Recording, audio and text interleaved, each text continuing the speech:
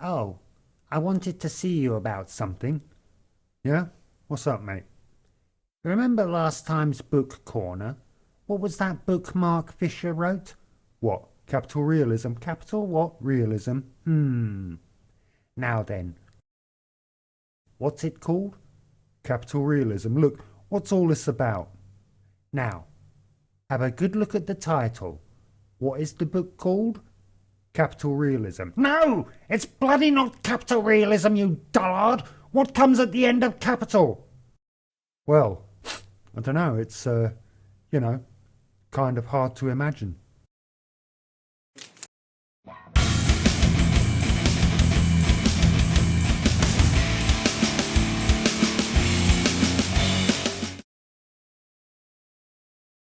Hello. I'm pretending to be caught by you pretending to read a book that I loved as a child. Well, love is a strong word. Hated more like, but I talked about it in the last episode. This book, Kes, that's what it's called. It's also known by its much lesser known title, A Kestrel for a Knave. Clearly it's not my fault if any viewers from the last episode felt I was conflating the movie Kes for the book which is also called Kes, as you can plainly see. As well as forcing us to read the book in school, they wheeled out the trolley with the television and video cassette recorder on and forced us to watch the film as well. They didn't realise that we were just too young for Ken Loach, and, in fact, I think it was a deliberate ploy to poison us against working class film directors and the like who have something of import to say about the human condition expressed in an artistic yet grounded way. But no, lap up your James Bond films, children, suckle on the teats of Star Wars, laugh at the Carry On films every bloody bank holiday Monday, slurp, slurp, slurp. Don't watch that angry and boring kitchen sink drama stuff, kids. It might turn you peculiar. But you know, turning the kids against Ken Loach at a young age, it's just a hypothesis. Anyway, we turn now to the latest book review from Book Corner, which isn't relevant to the wider narrative of this routine at all, but one must consider my status as a reliable narrator.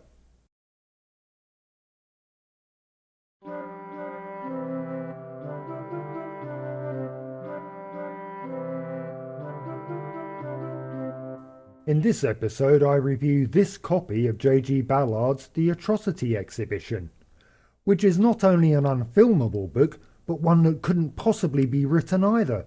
That's right, it's also an unwritable book. Featured in this deluxe edition of the book is a plaque of ownership, Central Norwich Lending Library, and they kindly lent me this book in 2000. Oh right, I might want to think about sending it back to them. How big is that library fine going to be? I think it's written on the extradition order. Ah yes, the library, the one from my youth in the English village of Great Baddow, was a windowless green wooden hut that stood in the shadow of St. Mary's Church. It's still there, it's still a green wooden hut, but now it's called the Reading Rooms, and it's all fancy with doors and windows. It was defunct as a library while I still lived there because I remember the new library opening. Fuck the new library, a soulless glass and concrete box as imagined by Essex County Council. Yes, so what if it had more books, computers and lots more space for educational events? I can recognise that it's a material better thing than what came before and still fucking hate it. That's how good I am. The old library was a mysterious place from the outside, this featureless green wooden hut, the main flank of which ran right against Bell Street. You enter the courtyard and see the other side of it, and there are some windows and a door. I mean, obviously there's a door, also a fire exit. It wasn't an imaginary library, it followed code. It's the bloody council, innit? It was an imaginary library. It was like the TARDIS, bigger on the inside. But it wasn't time and related dimensions that were bigger, but a dimension of thought, a dimension of mind, a dimension of sound. Shh, it's a fucking library, mate. A dimension of local history, which, I'm sorry, is always boring as fuck. Oh, Chelmsford was a Roman town in 123 CE. That was 2,000 years ago. Who gives a flying fuck? I mean, historians, they might care. Archaeologists, they dig that kind of thing. Right-wing people, they have a hard-on for all things Roman, don't they? Odd people, aren't they? Not the Romans, just their fans. And the Romans. I think I might have been 7 or 8 when I started frequenting the local library. I was definitely child enough that I was initially ushered into the children's section. It was at the end of the place in its own safe little nook, full of attention-grabbing books of all sizes, some colourful if slightly dilapidated toys for toddlers, and little chairs to sit on. There was a shining light like a beam from heaven itself that gave the whole scene a warm, cosy, Disney-esque kind of feeling. But that light didn't exist in real life, only in my rose-tainted memory of it. But I'm not trying to pooh-pooh it, dear viewer. It was nice, it was fine, it was totally beneath me because I wanted to read the grown-up books, mainly horror novels. The more disgusting and brutal, the better. I also like collections of short science fiction stories. The library seemed to have a lot of those. Most of the books I encountered were easy to comprehend and digest, but slop always is, I suppose. Some books proved beyond the ability of my underdeveloped brain to truly get to grips with, as you'd expect. To this day, I have no idea what the themes of Stig of the Dump are. Another one they made us read in school, Stig of the Dump, for fuck's sake. It was about a caveman living in a landfill, which is the most accurate prediction of humanity's future I can think of. Pretty sure there was a television series as well. Then, of course, Stig appeared in Top Gear for a while, didn't he? That cunt just can't keep away from rotting garbage, it seems.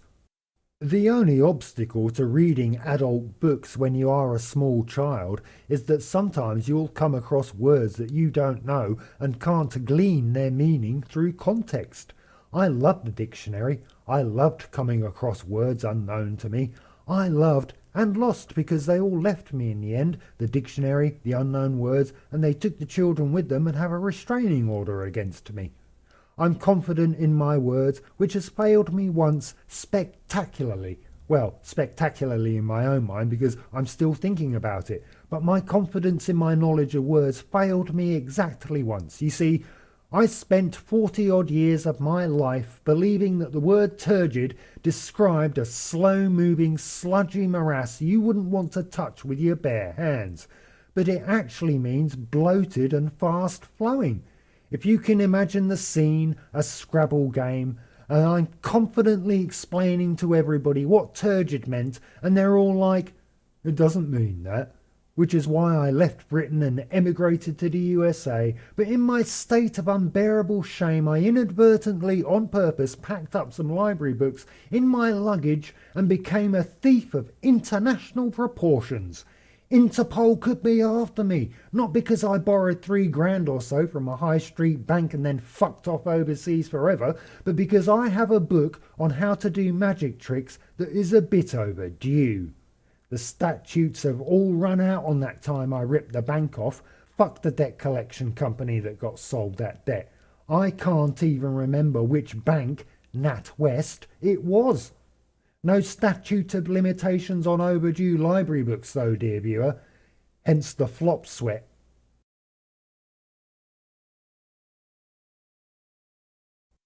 Understanding words is relatively easy, but understanding the currents and eddies and underpinnings of a book can be challenging indeed.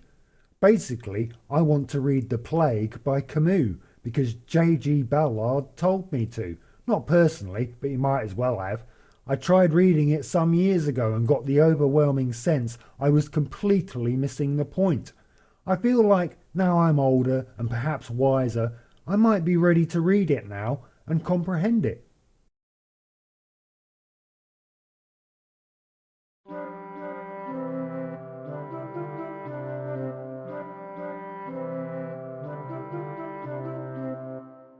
On this episode of Book Corner, I review The Plague by Albert Camus. Basically it concerns this city that is enveloped by a plague and all the people are like, "Oh no, it's the plague." And this man goes around saying, yeah, but we should all be chill and appreciate the absurdity of it all. I don't actually know because I've not read it. Have you not been paying attention? I have no idea what it's about. Not a clue. So ends this review. When you think about libraries in the modern world, in the capital realism world, one has to wonder just how capital can possibly justify libraries. They generate no profit that you can spread on a sheet. They don't particularly provide a service useful for businesses. What in the socialism is going on here? Have you noticed how badass librarians tend to be as well? Like, Christian conservatives are all like, "We want this book banned. It has a black baby in it." And librarians are all like, "You want what now? I'm sorry, I can't accommodate you on that one because I'm a sensible person who lives in the real world." I always remember librarians as being, like cosy little piles of knowledge with infinite patience and a slight look of disappointment when you borrowed Emmanuel in Rome. I balanced it out by borrowing a book titled "I'm not jerking off to poorly translated French erotica, but just investigating the wider literary world. Did I mention that librarians rock?" I don't know who the author was, but it was a damned good read. I'm not really a reader, dear viewer. My comprehension of anything is completely superficial, so don't get the idea that just because I hung out at various libraries that I was some kind of bookworm. Nothing wrong with being a bookworm, it's just that wasn't me. I just read like a regular person on account of the fact that I'm a regular person, no matter what the Institute says. The town outside the village, well, the city really, the town, not the village, Chelmsford, the city which we called the town, had the big library. It was up past the bus station as you're heading away from the railway station. The library, a big stone building with a grand staircase leading to an entrance flanked with oblate stone columns, had one of those old-fashioned doors made of glass and brass. Public library, municipal bus station and services, and a nationalised railway furnished by local and national government. What in the socialism was going on there? All changed now, of course. The railway is currently in the process of kind of being nationalised again. The government capped bus fares, or say they will at least. The old library is gone. Nobody knows where. No, they built a new library opposite the multi-storey car park and then repurposed the old one. I liked the old one. It was Tim Burton's Batman as opposed to Christopher Nolan's new construction. All glass and metal, curvy and sleek with designer lighting. The old library was like that library in the movie Seven. All books about the 7 deadly sins and what we're going to do about it. But the new library, soulless. Air conditioning though, devoid of personality. Good IT services and plenty of terminals, however, lacking in any imagination. Oh, the irony. But plenty of space for events with even more space than the new Great Baddow Library. And the lighting's better. I can appreciate it is objectively better in every respect than the old library, and yet still hate it. I'm a complex person, the kind of person who might be ready to read Camus. That's all for this episode, which you can tell because I said the end. Yeah, just then. Thanks for watching. Good night.